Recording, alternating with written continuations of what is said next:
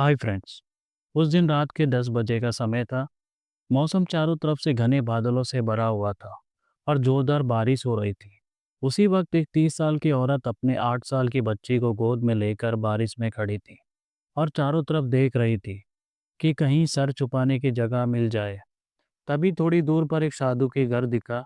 वहां बिना देर किए उस घर का दरवाजा खटखटाई। दरवाजा खोलकर साधु ने उसे देखा तो हैरान रह गया। बारिश में भीगकर उसके कपड़े शरीर से चिपक गए थे और उसकी खूबसूरती और भी ज्यादा उभर आई थी। साधु ने तुरंत पूछा, तुम इतनी रात में बारिश में क्यों खड़ी हो?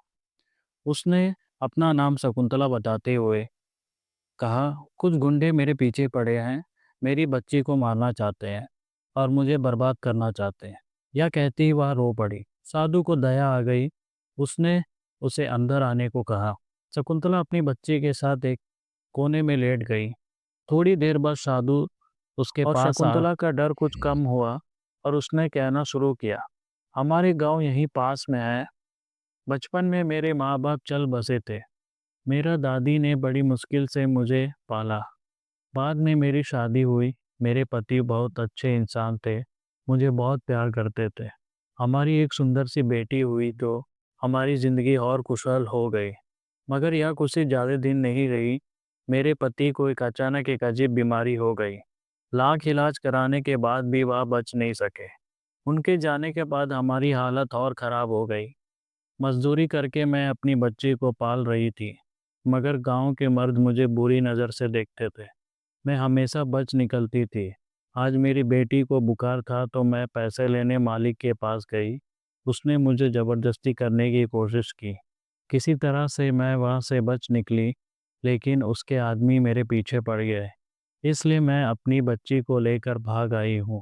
प्लीज़ मेरी बेटी को बचा लीजिए। यह कहते हुए वह फूट फूट कर रोने लगी। साधु ने उसे एक धागा बांधा।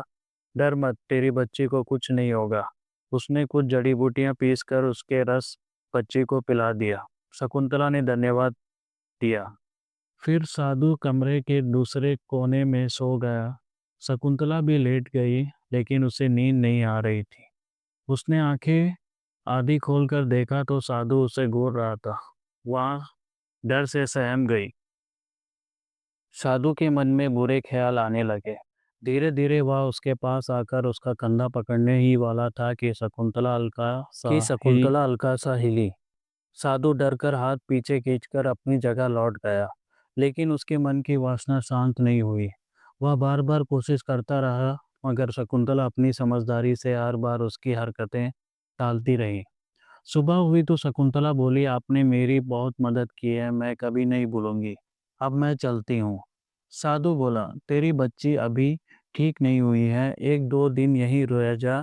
ऊपर से तेरा गांव वाले तुझे बुरी नज़र से देखते हैं। यहाँ तो सुरक्षित रहेगी। शकुंतला को शक था, मगर मजबूरी में वह रुक गई।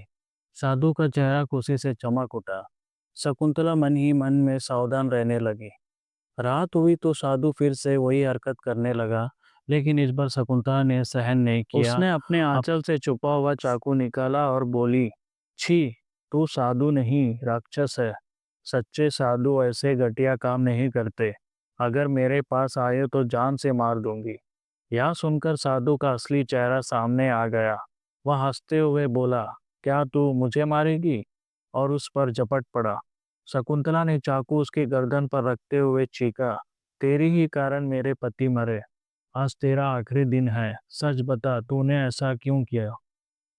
असल में गांव वाले साधु को महान समझते थे, पर वह अंदर से बहुत नीच था। एक दिन खेतों में काम करती शकुंतला को देखकर वह पागल हो गया। उसकी सुंदरता देखकर उसने सोचा कि उसका पति बीच में ना हो तो वह शकुंतला को पा सकता है। तब उसने शकुंतला के पति को जहर जैसी जड़ी बूटियां खिलाकर धीरे धीरे मार डाला। सबको विश्वास दिला दिया कि उसने दिमागी की बीमारी था। तब उसने शकुंतला के पति को जहर जैसी जड़ी बूटियां खिलाकर धीरे धीरे मार डाला। सबको विश्वास दिला दिया कि उसे दिमाग की बीमारी थी। शकुंतला को यह सच्चाई बाद में अपने पति के दोस्त से पता चली। उसी दिन से उसने बदला लेने की ठानी थी, और उस रात वही मौका था। जब उसने चाकू उसके गर्दन पर रखा तो साधु डर गया और बोला, मुझे मत मारो, यह बड़ा पाप होगा। मैं कसम खाता हूँ, अब कभी तेरे पास नहीं आऊँगा। मगर शकुंतला गुस्सा से बोली, तू जैसे को छोड़ दूँ तो तू और कितनी औरतों की ज़िंदगी बर्बाद करेगा।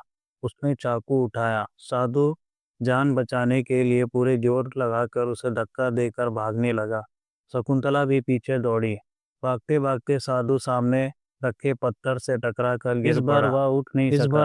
शकुंतला उसके पास गई और देखा वह मर चुका था। सुबह होने लगी थी। शकुंतला अंदर गई, अपनी बेटी को उठाया और पति को याद करके फूट-फूट कर रोई। फिर आंसू पोंछकर साधु की लाश की ओर देखा और अपनी बच्ची को लेकर आगे बढ़ गई। जब गांव वाले आए तो उन्हें कुछ समझ नहीं आया कि साधु की मौत कैसे हुई। उसकी मौत का राज हमेशा राज ही रह गया। तो ये था तो ये थी फ्रेंड्स स्टोरी। आपको कैसी लगी कमेंट करके बताइए।